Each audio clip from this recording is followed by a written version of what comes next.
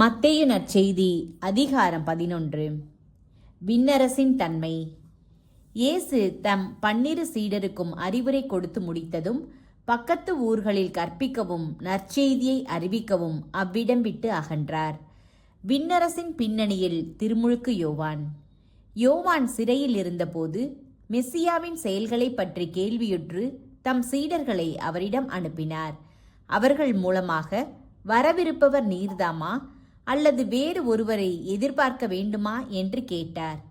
அதற்கு இயேசு மறுமொழியாக, நீங்கள் கேட்பவற்றையும் காண்பவற்றையும் யோவானிடம் போய் அறிவியுங்கள்.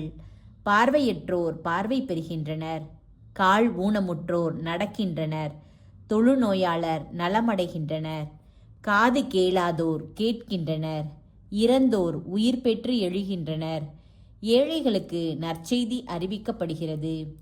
என்னை தயக்கமின்றி ஏற்றுக்கொள்வோர் பேறு பெற்றோர் என்றார்.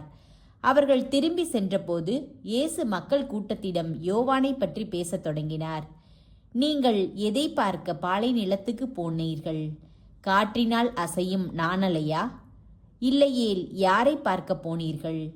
மெல்லிய ஆடை அணிந்த ஒரு மனிதரையா? இதோ மெல்லிய ஆடை அணிந்தோர் அரச மாளிகையில் இருக்கின்றனர். பின்னர் யாரைத்தான் பார்க்க போனீர்கள்? இறைவாக்கினரையா? ஆம், இறைவாக்கினரை விட மேலானவரையே என நான் உங்களுக்கு சொல்கிறேன். இதோ நான் என் தூதனை உமக்கு முன் அனுப்புகிறேன். அவர் உமக்கு முன் உமது வழியை ஆயத்தம் செய்வார் என்று இவரை பற்றித்தான் மறைநூலில் எழுதியுள்ளது. மனிதராய் பிறந்தவர்களுள் திருமுழுக்கு யோவானை விட பெரியவர் எவரும் தோன்றியதில்லை. ஆயினும் விண்ணரசில் மிக சிறியவரும் அவரினும் பெரியவரே என நான் உறுதியாக உங்களுக்கு சொல்கிறேன். திருமுழுக்கு யோவானின் காலம் முதல் இந்நாள் வரையிலும் விண்ணரசு வன்மையாக தாக்கப்படுகின்றது. தாக்குகின்றவர்கள் அதை கைப்பற்றிக் கொள்கின்றனர். திருச்சட்டமும் எல்லா இறைவாக்கு நூல்களும் யோவான் வரும் வரை இறைவாக்குரைத்தன. உங்களுக்கு விருப்பம் இருந்தால் வரவேண்டிய எலியா இவரே என ஏற்றுக்கொள்வீர்கள். கேட்க செவியுள்ளோர் கேட்கட்டும். இத்தலைமுறையினரை யாருக்கு ஒப்பிடுவேன்? இவர்கள் சந்தை வெளியில் உட்கார்ந்து மறு அணியினரை கூப்பிட்டு, நாங்கள் குழல் ஊதினோம், நீங்கள் கூத்தாடவில்லை, நாங்கள் ஒப்பாரி வைத்தோம், நீங்கள் மாரடித்து புலம்பவில்லை என்று கூறி விளையாடும் சிறு பிள்ளைகளுக்கு ஒப்பானவர்கள். எப்படியெனில், யோவான் வந்தபோது அவர் உண்ணவும் இல்லை குடிக்கவும் இல்லை. இவர்களோ அவன் பேய் பிடித்தவன் என்கிறார்கள். மானிட மகன் வந்துள்ளார், அவர் உண்கிறார் குடிக்கிறார்.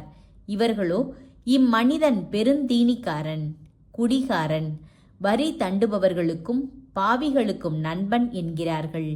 எனினும் ஞானம் மெய்யானது என்பதற்கு அதை ஏற்றுக்கொண்டோரின் செயல்களே சான்று. திருந்த மறுத்த நகரங்களுக்கு சாபம். இயேசு வல்ல செயல்கள் பல நிகழ்த்திய நகரங்கள் மனம் மாறவில்லை. எனவே அவர் அவற்றை கண்டிக்கத் தொடங்கினார். கொராசின் நகரே, ஐயோ உனக்கு கேடு! பெத்சாய்தா நகரே, ஐயோ உனக்கு கேடு! ஏனெனில் உங்களிடையே செய்யப்பட்ட வல்ல செயல்கள் தீர் சீதோன் நகரங்களில் செய்யப்பட்டிருந்தால் அங்குள்ள மக்கள் முன்பே சாக்கு உடை உடுத்தி சாம்பல் பூசி மனம் மாறியிருப்பர். தீர்ப்பு நாளில் தீருக்கும் சீதோனுக்கும் கிடைக்கும் தண்டனையை விட உங்களுக்கு கிடைக்கும் தண்டனை கடினமாகவே இருக்கும் என நான் உங்களுக்கு சொல்கிறேன். கப்பர்நாகூமே, நீ வானளாவ உயர்த்தப்படுவாயோ? இல்லை, பாதாளம் வரை தாழ்த்தப்படுவாய்.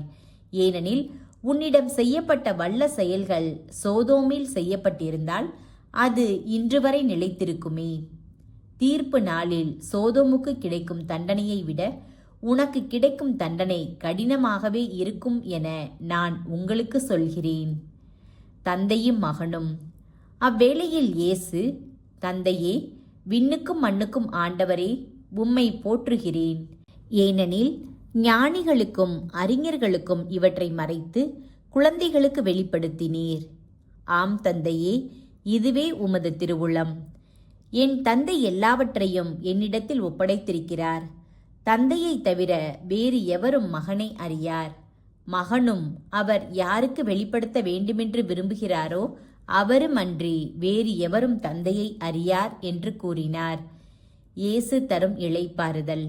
மேலும் அவர், பெரும் சுமை சுமர்ந்து சோர்ந்திருப்பவர்களே, எல்லோரும் என்னிடம் வாருங்கள், நான் உங்களுக்கு இளைப்பாறுதல் தருவேன். நான் கனிவும் மனத்தாழ்மையும் உடையவன். ஆகவே என் நுகத்தை உங்கள் மேல் ஏற்றுக்கொண்டு என்னிடம் கற்றுக்கொள்ளுங்கள். அப்பொழுது உங்கள் உள்ளத்திற்கு இளைப்பாறுதல் கிடைக்கும். ஆம், என் நுகம் அழுத்தாது, என் சுமை எளிதாயுள்ளது என்றார்.